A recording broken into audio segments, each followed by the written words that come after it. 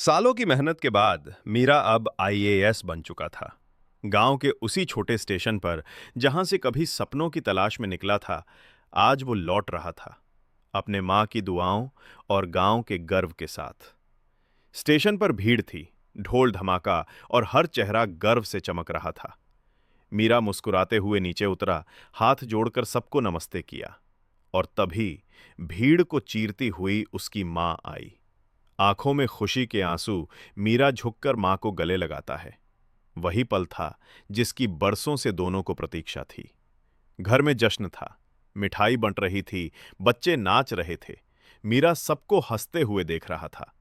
तभी दरवाजे से दरोगा जी दाखिल हुए। खाकी वर्दी, काली ऐनक, चाल में घमंड और चेहरे पर व्यंग। अरे वाह! दरोगा हंसते हुए बोला, हमारा लड़का तो बड़ा अफसर बन गया, अब हमें सिखाएगा कानून। मीरा ने शांत लहजे में कहा, नहीं साहब, मैं तो बस सीखने आया हूं, आपसे, सबसे। लेकिन दरोगा का अहंकार शांत नहीं हुआ। मां पानी देने आई, हाथ कांप गया और कुछ बूंदें दरोगा पर गिर गईं। बस अगले ही पल, धप!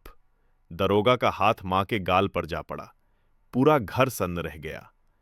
मीरा की आंखें जम गईं, जैसे वक्त रुक गया हो। वो आगे बढ़ा, लेकिन उसकी आवाज में गुस्सा नहीं, एक ठंडा इरादा था। आपने उस हाथ से मारा है जिसने मुझे पालने के लिए सब कुछ सहा। अब यही हाथ कानून के सामने झुकेगा। दरोगा तमतमाया, कानून मैं हूं यहां। मीरा ने मुस्कुराकर कहा, अब वक्त बताएगा कौन है कानून। कुछ दिनों बाद वही मीरा अपने एसडीएम ऑफिस में बैठा था। सामने फाइलें, दीवार पर तिरंगा और दरोगा जी खड़े, झुके सिर से। मीरा ने आदेश पर साइन किया।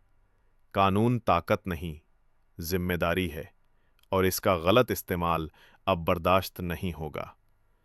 दरोगा की वर्दी की अकड़ अब मिट चुकी थी।